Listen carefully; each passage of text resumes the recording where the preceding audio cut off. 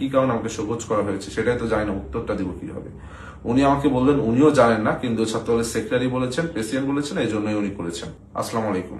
কিছুক্ষণ আগে প্রায় 11:40-এর দিকে আমি ছাত্রদল কেন্দ্রীয় সংসদের দপ্তর সম্পাদক জাহাঙ্গীর আলম ভাইয়ের ভেরিফাইড কৃত ফেসবুক পেজে একটি শোকজ পত্র দেখলাম, সেখানে আমার নাম উল্লেখ করে আমাকে শোকজ করা হয়েছে। এরপর থেকে ঢাকা বিশ্ববিদ্যালয়ের বিভিন্ন শিক্ষার্থী, সাংবাদিক ভাইয়েরা, সারা বাংলাদেশের ছাত্রদল নেতাকর্মীরা আমার কাছে বারংবার জিজ্ঞেস করছেন, ফোন করছেন কেন আমাকে শোকজ করা হলো।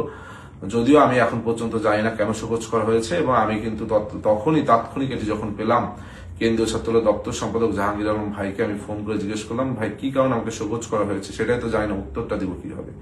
উনি আমাকে বললেন উনিও জানেন না, কিন্তু ছাত্রদলের সেক্রেটারি বলেছেন, প্রেসিডেন্ট বলেছেন, এই জন্যই উনি করেছেন। এবং উনি আমাকে সাজেস্ট করলেন তুমি বরং প্রেসিডেন্ট সেক্রেটারির কাছে জিজ্ঞেস করো। যা পরবর্তীতে আমি জানতে পারলাম যে গতকালকে 26শে ফেব্রুয়ারি বৃহস্পতিবার ঢাকা বিশ্ববিদ্যালয়ের শিক্ষার্থীদের নিয়ে আমি একটি ইফতার মাহফিলের আয়োজন করেছিলাম। কুরআন তিলাওয়াত প্রতিযোগিতা ছিল, তার পরবর্তীতে আমি শিক্ষার্থীদের সাথে একটি ইফতার মাহফিল করেছি। সেই ইফতার মাহফিল কেন করলাম সে কারণে নাকি আমাকে শোকজ করা হয়েছে। আমি আসলে ব্যক্তিগতভাবে আমি গতকালকের আয়োজনটি এজন্যই করেছিলাম, যেহেতু এই দল বাংলাদেশ জাতীয়তাবাদী ছাত্র আমার প্রাণের ছাত্র সংগঠন, এই সংগঠন বিগত দিনের ডাকসুতে আমাকে জিএস পদে মনোনয়ন করেছিল, এবং শিক্ষার্থীদের ভোটে আমি প্রায় 5,500 ভোট পেয়েছিলাম। তাই আমি মনে করেছিলাম যে এই রোজা উপলক্ষে শিক্ষার্থীদের প্রতি আমার কিছু দায়বদ্ধতা রয়েছে। সেখান থেকে আমি শিক্ষার্থীদের সকলকে নিয়ে একসাথে একদিন ইফতারের আয়োজন করব, সেই চিন্তা ভাবনা থেকে কিন্তু আমার এই ইফতারের আয়োজন করা, এবং সেই ইফতার প্রায় 1,000 শিক্ষার্থী অংশগ্রহণ করেছিলেন। আমি জানি না যে আমি কোনো বড় ধরনের অন্যায় করেছি কিনা, যে অন্যায় কারণে শোকজ পত্রটা শুধু ফেসবুকে আপলোড দেওয়া হলো, এখন পর্যন্ত আমাকে ব্যক্তিগতভাবে জানানো হলো না, বা অবহিত করাও হলো না, বা পাঠানো হয়নি।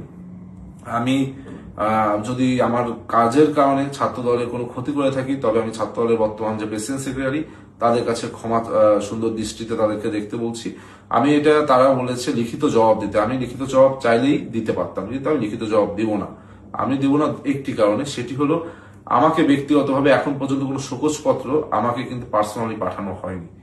আমি নিশ্চয়ই এমন কোনো বড় অন্যায় করিনি যে আমাকে পার্সোনালি পাঠানো যাবে না। ডিরেক্ট ফেসবুকে সামাজিক যোগাযোগ মাধ্যমে এই ধরনের একটি শোকজ পত্র দিয়ে সারা বাংলাদেশের মানুষ এখন আমাকে ফোন করছে, সারা বাংলাদেশের মানুষ এখন জানতে চাচ্ছে কি এমন অন্যায় করেছি। সুতরাং আমি আজকে আর কিছুই বলবো না। আমি কেন আমাকে শোকজ করা হয়েছে এই বিষয়টি জানালাম সকলকে, এবং আমি যদি এই কাজের কারণে, যদি আমার ঢাকা বিশ্ববিদ্যালয়ের শিক্ষার্থীরা, সব থেকে বড় কথা ছাত্র দলের সকল পর্যায়ের নেতাকর্মীরা যদি মনে করে আমি অন্যায়, তাহলে অন্যায় মাথা পেতে নিচ্ছি, এবং এই অন্যায়ের জন্য আমি ক্ষমা প্রার্থনা করছি। আর আপনারা যদি মনে করেন আমার সাথে অন্যায় হয়েছে, এটিও আমি আপনাদের কাছে ভাগ দিচ্ছি। আমি সবসময় মনে করি ব্যক্তির থেকে দল বড়, দল থেকে দেশ বড়। সবাইকে ধন্যবাদ।